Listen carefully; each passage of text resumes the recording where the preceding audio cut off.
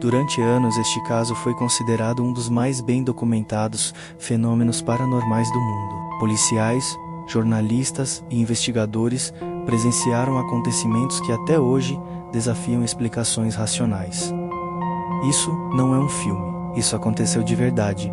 Em Enfield, norte de Londres, o ano era 1977. Peggy Hodgson, uma mãe solteira, morava com seus 4 filhos numa casa simples no bairro de Enfield. Era uma família comum, com uma rotina normal, enfrentando as dificuldades do dia a dia. Mas essa rotina estava prestes a ser destruída de uma forma que ninguém poderia imaginar. Tudo começou de maneira sutil. 2 das crianças, Janet, de 11 anos, e Margaret, de 13, começaram a reclamar de barulhos estranhos. No quarto que dividiam, elas diziam que a cama tremia e que ouviam batidas vindo das paredes. No início, Peggy, a mãe, não deu muita atenção.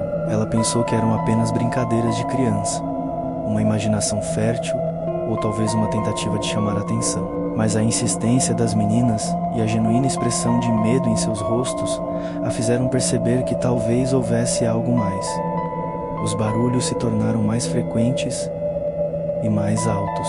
Não eram apenas batidas, mas arranhões, como se algo estivesse tentando sair de dentro das paredes. A situação escalou rapidamente. O que antes eram apenas sons, logo se transformou em fenômenos físicos. Gavetas se abriam sozinhas, objetos pequenos eram jogados pelo quarto e, o mais assustador de tudo, móveis pesados começaram a se mover sozinhos. Imagine o terror de uma mãe ao ver uma cômoda pesada deslizar pelo chão do quarto de seus filhos, sem nenhuma explicação lógica. Cadeiras eram arrastadas pelo assoalho, batidas violentas surgiam de diferentes cômodos da casa, dia e noite. A família estava aterrorizada e sem saber a quem recorrer. Desesperada, em uma das noites mais intensas, Peggy fez a única coisa que lhe pareceu sensata. Ela chamou a polícia. Ela sabia que poderia parecer loucura, mas precisava de ajuda. Quando os policiais chegaram, a princípio, eles também estavam céticos, mas a descrença deles não durou muito tempo. Enquanto estavam na casa, os próprios policiais testemunharam os fenômenos. Em um relatório oficial, uma policial chamada Caroline Hips registrou que viu com seus próprios olhos uma cadeira de vime se levantar do chão e deslizar por mais de 1 metro, sem que ninguém a tocasse. Esse detalhe muda completamente a perspectiva do caso. Não era mais apenas a história de uma família assustada. Agora, havia uma testemunha oficial, uma representante da lei, confirmando que algo inexplicável estava acontecendo naquela casa. A partir desse momento, o caso de Enfield deixou de ser uma história de fantasma local para se tornar um dos eventos paranormais mais investigados da história. Com o passar do tempo, os eventos estranhos começaram a se concentrar em uma pessoa específica. A jovem Janet, de apenas 11 anos. Ela parecia ser o epicentro de toda a atividade paranormal. Os fenômenos ao redor dela se tornaram mais violentos e pessoais. Ela era jogada da cama durante a noite. Entrava em estados de transe. Tinha convulsões violentas e, o mais perturbador de tudo, começou a falar com uma voz que não era dela. A voz era gutural, rouca e masculina. Um som chocante vindo de uma garotinha. Através dessa voz, uma entidade afirmava ser o espírito de um homem chamado Bill Wilkin, que dizia ter morrido de uma hemorragia naquela mesma casa, anos antes. A voz de Bill, falando através de Janet, descrevia sua morte com detalhes e expressava raiva por ter sua paz perturbada pela família Hudson. Essa transformação na menina atraiu ainda mais atenção para o caso, trazendo investigadores e a mídia para a porta daquela casa simples em Enfield. A pergunta que todos faziam era: o que estava acontecendo com Janet? Com a notícia se espalhando, a casa se tornou um centro de investigação. Maurice Grass, um inventor e investigador da Society for Psychical Research, ou Sociedade de Pesquisa Psíquica, foi um dos primeiros a chegar. Ele passou meses morando praticamente com a família, determinado a documentar tudo. Gross instalou gravadores de áudio, câmeras e registrou horas e horas de fitas. Muitas dessas gravações capturaram a voz rouca de Bill falando através de Janet.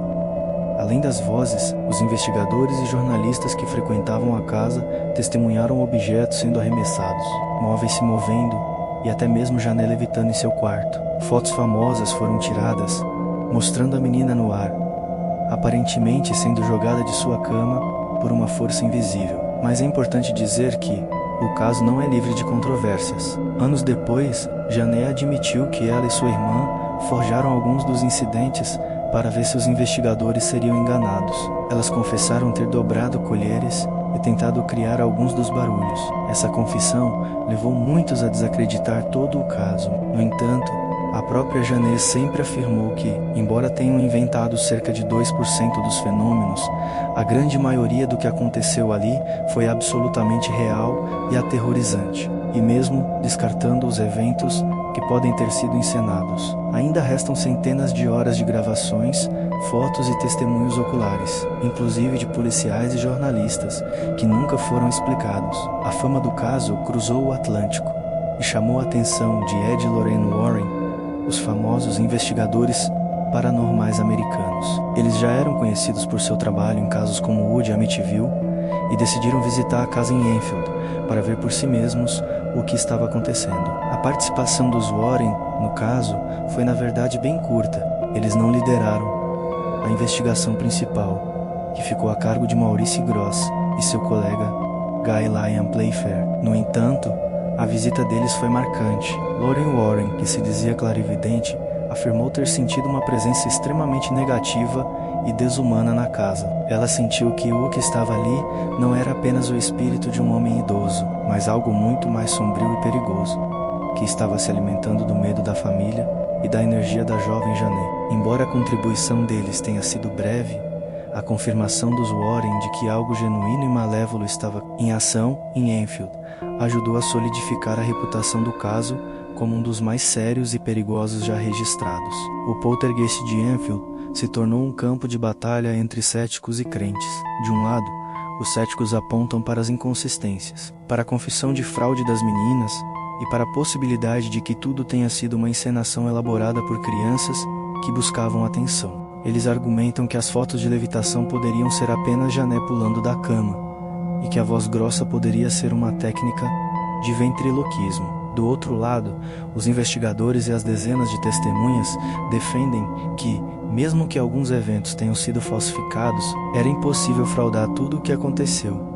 Como explicar uma cadeira se movendo na frente de uma policial? Como explicar objetos pesados sendo jogados em salas onde as crianças não estavam? E como explicar as horas de conversas gravadas com a entidade, que revelou informações sobre a casa que a família não conhecia? O caso se tornou um divisor de águas, um ponto de colisão entre a ciência, que busca explicações lógicas, a fé, que aceita o inexplicável, e o medo primitivo do desconhecido. Até hoje, décadas depois, ninguém conseguiu apresentar uma explicação definitiva que abranja todos os eventos registrados naquela casa. Depois de quase 2 anos de tormento, os fenômenos começaram a diminuir, até que, finalmente, cessaram. A família Radisson, exausta física e emocionalmente, acabou se mudando daquela casa. A tranquilidade retornou às suas vidas, mas as memórias do que viveram ali jamais desapareceram. A casa em si ainda está de pé, em uma rua tranquila de Enfield. O bairro segue sua vida normal,